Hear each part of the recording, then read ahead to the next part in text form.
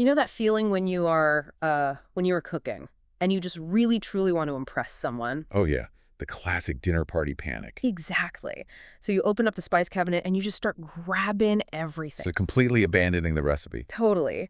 You have got the cumin, so you throw in some oregano, maybe a dash of cinnamon, and like a really heavy pinch of smoked paprika. And your logic in that moment is just really simple. Right. You think, well, more flavor is inherently better. Right. More effort must equal a better dish. But then you actually taste the soup.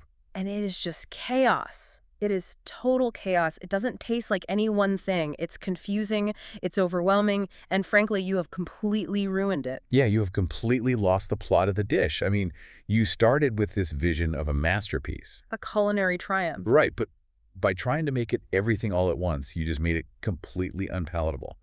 The intention was there, obviously, but the execution lacked, well, discipline. And it turns out that exact same trap, that exact same well-intentioned chaos totally exists in the design world. Oh, it is everywhere. It really is. So welcome everyone to Season 3, Episode 2 of Threads of Tomorrow Crafting Textiles. I am your host, and I am so incredibly excited to jump into this conversation today. And I am your resident textiles expert, and I am thrilled to be here for this deep dive. Yes, and we should definitely explicitly state right at the top that this deep dive is brought to you by omimi.com. It is so great to be back. And, just to give a little context for those of you listening, if you joined us for episode 1, you will remember we went on a bit of a field trip. Oh, that was such a fun one. It really was. We tagged along with Nina and her mom, and we were physically going shopping for fabrics. Right, really getting our hands on the material. Exactly. We were exploring the very visual and the tactile qualities of different textiles for various projects. Yeah. Like we were talking about the distinct crunch of a stiff organza. And that fluid, liquid drape of a really heavy silk. Precisely. We really focused on the raw materials themselves. But today, we are taking those raw materials and we are looking at the critical next step. Right, because once you have that beautiful fabric in your hands, what do you actually do with it? Exactly. So today, we are taking a deep dive into this incredible story from omimi.com. And it is really about fundamentally shifting a designer's mindset. Because, as we're going to see today, having great fabric is really only half the battle. Yeah, if even that. Right. Knowing what to do with it, knowing how to actually architect a design is an entirely different discipline. So today we are talking about decoding the brief. Okay, so to really understand this, I want you, the listener, to picture a young design student. And her name is Sheena. Okay, I am picturing her. So Sheena is finally sitting in the studios of her absolute dream design college. It is exactly what you were imagining, right? Massive sketch pads everywhere. Yes, massive sketch pads, hundreds of little fabric swatches all over the desk. Her hands are just covered in charcoal dust, and she is fiercely determined. Oh, I know that energy. We all do. Her singular goal is to make these intricate, elaborate, undeniably beautiful things. Right, she wants to design the kind of garments that make people just physically stop and stare in the street. Exactly. She wants to be a visionary. Which is, a very common, very passionate starting point for creatives. Oh, totally. When you are new to a craft, you just want to prove your worth. You want to make a museum-worthy masterpiece every single time you sit down to work. Precisely. But here's the conflict that Sheena runs into. The harder she works, the worse the outcome gets. Oh, no. The soup. It is the soup. The more intricate details she adds, the more complex embellishments she sews on, the more complicated the draping becomes, well, the more her designs just get rejected. Ouch. That has got to hurt. It does. Her professors keep handing them back with these really lukewarm, unimpressed assessments. And to make matters worse, she looks over at the student sitting right next to her. Let me guess. The minimalist. You guessed it. This peer submits what looks to Sheena like the simplest, most basic dress silhouette imaginable, like almost no embellishment whatsoever. And the professors love it. They are absolutely raving about it, giving it glowing reviews. So Sheena is entirely deflated, and honestly, she is just annoyed. And I completely get why. It is the overseasoned soup all over again. It really is. It is incredibly frustrating. And that is exactly where our story's mentor figure steps in. Yes, enter Pamela Krishnan. Right. So Pam is the owner of this highly celebrated celebrity boutique. But her reputation in the industry goes way, way beyond just selling clothes. She is basically an institution. Exactly. She is famous for decoding trends almost systematically. Like, she doesn't look at fashion purely as this expressive, emotional art. How does she look at it? She looks at it the way a scientist looks at data. She is always, 3 steps ahead of the market because she understands the underlying mechanics of why human beings like what they like. Right, so Sheena raises her hand after Pam gives a guest lecture at the college. Because Sheena is just desperate for an answer at this point. She needs to know why she's failing. Exactly. She asks, Pam, I keep trying to make my designs more beautiful, more detailed, more impressive, but the simple, plain ones win. What am I missing? And Pam drops this absolute golden rule. I love this part. Pam says, fashion isn't about beautiful, it's about appropriate. That is just, wow. That single word, appropriate. It carries so much weight. It really changes everything. It does. If we connect this to the bigger picture, fashion or craft or accessory design or home textiles, it is not a beauty contest. No, it is a brief solving exercise. Exactly. The winning design is simply the one that perfectly fits the occasion, the audience, and the context of the problem it was actually asked to solve. Okay, I have to push back here just a little bit on behalf of anyone listening who really loves art. Sure, go for it. Isn't the whole point of high fashion to be undeniably beautiful? Like, if I am looking at a Parisian haute couture runway show, those garments are objectively stunning. Absolutely stunning. But they aren't appropriate for walking down the street or, going to the grocery store. So how does Pam's rule apply there? Okay, that is a fantastic question, but you have to ask yourself, what is the actual brief of an haute couture runway show? Oh, I see where you're going with this. Right. The brief is not make a wearable outfit for a Tuesday morning coffee run. No, definitely not. The brief is create a theatrical spectacle, push the boundaries of fabric engineering, and generate global press for the brand. Ah. So in that specific context, an extravagant, totally unwearable 10-foot wide gown is 100% appropriate for the brief. Oh, wow. Okay, that makes perfect sense. Yeah, if you sent a practical, simple office blazer down that runway, I mean, it might be beautifully tailored, but it would completely fail the brief. It wouldn't be appropriate. The light bulb just went on for me. So appropriate just means, does this solve the specific problem I was given? Exactly. You decode the brief. So how do we actually do that? Because it sounds great in theory, just be appropriate. Cool. Right. Easier said than done. Exactly. If you are staring at a blank sketchbook, how do you intentionally build appropriateness into a design from scratch? Well, Pam's answer to this is just brilliant. She tells Sheena that you have to learn the alphabet before you can write poetry. I love that metaphor. It is so good. She introduces this framework she calls the 4 pots of design. Okay, the 4 pots. Yes.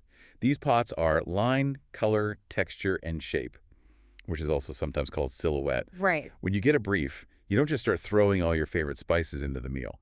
You deliberately, thoughtfully draw one specific ingredient from each of these 4 pots to build your answer. Man, I am dying to dive into these 4 pots. But really quickly, before we do, I just want to drop a quick friendly reminder for you guys listening. Okay, Stephanie. If you find yourself wanting to decode trends and design principles exactly the way Pam does, you can actually join the omimi.com WhatsApp community. It is such a great group. It really is. It is wonderfully named Devi the Curiouses, and all you have to do to join is just scan the QR code on the poster for this deep dive. Just right there on the artwork. Yep.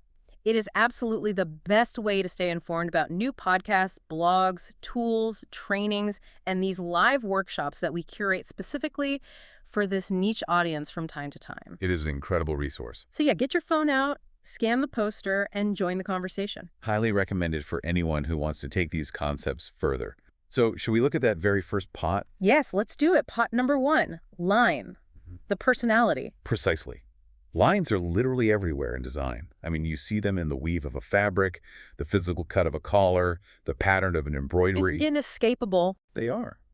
But what we often don't realize is that every single type of line carries a very specific subconscious personality. It actually triggers a psychological response. Okay, let's visualize this for you. Think about straight, vertical lines. What do they communicate to your brain? They say stiff, structured, businesslike. Right. Picture a sharply tailored blazer. or a really crisp Nehru collar. Oh, that is a perfect example. And for those who might not know, a Nehru collar is that short stand-up collar that doesn't fold over. It basically forces the fabric to stand at attention. It does. It forces the eye of the viewer to travel up and down cleanly. It just screams no nonsense. And there is actually a deep cognitive reason for that. Straight, rigid vertical lines mimic load-bearing architecture. Oh, like buildings. Exactly. They mimic pillars and strong foundations. Oh. Our brains naturally associate them with stability and authority. That makes so much sense. But contrast that with curved or wavy lines. Mm. Suddenly, the eye is just meandering. It is relaxed. Yeah, when you see a wavy line, you instantly picture, like, a flowy boho dress with a watercolor print. Exactly. It mimics the organic movement of water or vines in nature. It is whispering weekend vibes and approachability to your brain long before you even touch the garment. And then you have diagonal lines, which bring this undeniable sense of energy and kinetic movement. Right, they feel active. Or broken lines, which feel spontaneous and edgy, almost punk rock. And zigzag lines, they are playful, they are electric, they are just vibrating with visual energy. But this raises a really important challenge for designers. How do you use a line without being painfully literal about it? Yes, this was the absolute aha moment for me from Pam's lecture. It changes how you look at clothes. It really does, because if your brief is formal business, you know you need those authoritative straight lines. Right. But that doesn't mean you have to slap a literal, obvious pinstripe print all over the fabric. You can introduce a straight line quietly through the architecture of the garment itself. Exactly. You build it into the structure. You use a square neckline, a structured, rigid hemline, a collar that falls in a clean, sharp, vertical drop. So the line is still there doing the work. Yes, the straight line is absolutely still there, doing its psychological work to project authority, but it is speaking quietly through the cut of the fabric instead of shouting through a loud print. That is so elegant. You are solving the brief through subtlety. Exactly. So if lines establish the architectural boundary of the personality, what fills it in? The emotion. Which brings us perfectly to the second pot. Yes, pot 2. Color. Now, everyone thinks they understand color, right? They really do, and it is frequently where early designers make their biggest missteps. Oh, totally. People generally understand the concept of temperature. Like, we know that warm colors, saturated reds and oranges, are visually energizing, and cool colors like blues and greens are calming. Right, that is the basic stuff. But what Pam emphasizes to Sheena is that color is heavily about cultural hardwiring. Okay, let's dig into that, because it is so true. You can't just put a bright red and an emerald green together and expect people to not think Christmas. You really can't. You just can't. Or yellows and oranges. In certain contexts, especially in South Asia, that combination universally screams Diwali. Oh, absolutely. It says festivity, it says abundance, it practically brings up the smell of fresh marigolds. Your brain just makes the association instantly. And similarly, if you walk into a room wearing deep navy and charcoal black, you are signaling corporate boardroom. No further questions asked. Exactly. It acts as an armor of competence. Dark, muted colors recede, which allows the person's words and actions to take center stage, which is exactly what a corporate environment demands. And color entirely dictates who you are selling to. Just walk into any children's clothing store. What is the color palette doing? It is practically cooing at you. It really is. Soft pastels, baby pinks, mint greens, buttery yellows everywhere. And again, there is a biological reason for this. In nature, highly saturated, bright colors often signal high energy or even danger and toxicity. Oh, like poison dart frogs. Exactly. But soft pastels reduce visual overstimulation. They communicate innocence, gentleness, and safety. So it changes based on the audience. Right. If you are designing toy packaging, a pastel lavender box speaks to a totally different buyer than a bold, highly saturated red box. The pastel says, this is gentle and safe for your delicate toddler. And the bold red says, this is high energy and action-packed for your older kid. Neither choice is objectively better or worse. They are just, well, appropriate. They solve their specific brief. Exactly. And grouping colors changes the entire brief, too. Let's say you wear a monochromatic outfit, like varying shades of an elegant beige or a soft gray. Very chic. That reads as highly sophisticated and intentional. It doesn't scream for attention. It would be perfect for a quiet gallery opening. Right. But what if you go for a bold contrast, like a rich cobalt blue paired with a burnt orange kurta? Oh, that is vibrant. That is celebratory. Right. And if you wore that loud cobalt and orange to the quiet gallery opening, it might be a stunningly beautiful garment, but it wouldn't be appropriate. No, it would pull focus from the art. Exactly. And if we connect this back to Sheena's struggle, this is exactly what she was missing. She was trying to make the loud cobalt and orange work in the quiet boardroom, metaphorically speaking. She was adding all the spices. All of them. Sure. Okay, but you can't talk about the emotion of color without talking about the physical experience of wearing it. Which brings us to pot 3, texture, the experience. Right. If line is mood and color is emotion, texture is experience. Touch is actually our oldest, most primal sense. That makes sense. Texture dictates how our hands and our eyes feel about an object before our logical brain even catches up to what we were looking at. It is so incredibly visceral, like a smooth matte finish feels highly professional and frictionless. Right. But a rough, nubbly texture feels earthy, grounded, and artisanal. And a shiny, slick surface feels glamorous and ready for a party. Pam uses this brilliant comparison in the OhMeMy.com story to explain this to Sheena. Oh, I love this part. She says, imagine a heavy silk dupatta with intricate mirror work sewn all over it. Oh, I can completely see it. You can almost hear it. Right. It is heavy. It catches the light. It is just shouting festivity. It absolutely wants to be at a loud, joyous wedding. Exactly. The physical weight of the mirrors, the sheen of the silk, it is a high-intensity texture.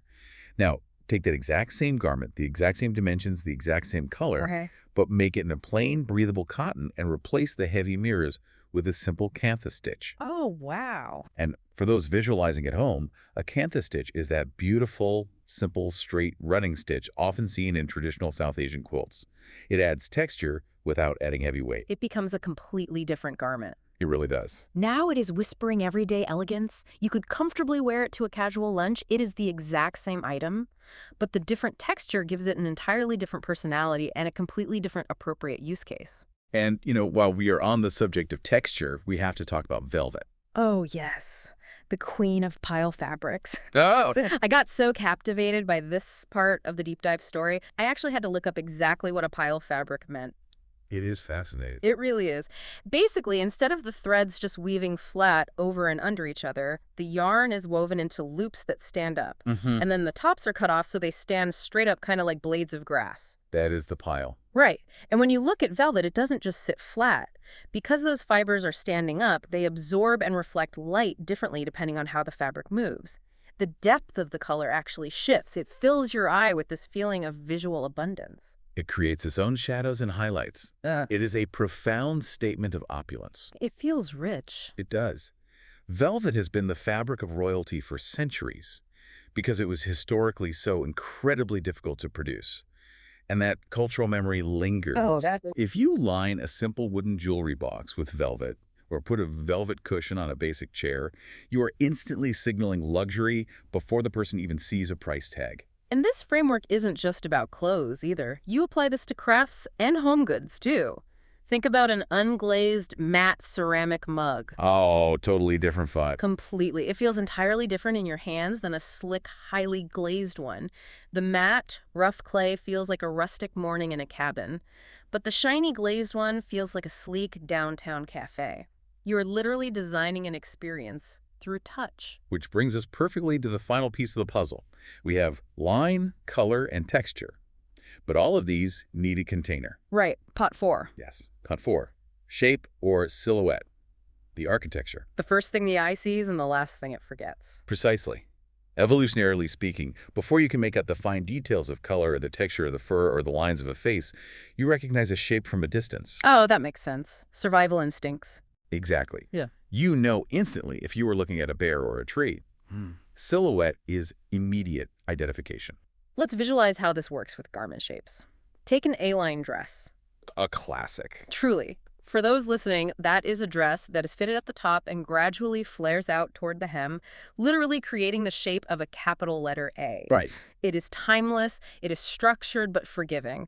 It signals a sort of quiet, classic femininity. It does. But what about right now? You walk down any street in a major city and you see these boxy, oversized fits everywhere. Massive shoulders, loose waists. What is that shape saying? It is saying current. It's relaxed, it's gender fluid, it is taking up physical space without apologizing or trying to shrink itself. It has presence. Yes, it is a very specific statement of modern confidence. And then, of course, you have a structured fit and flare ball gown.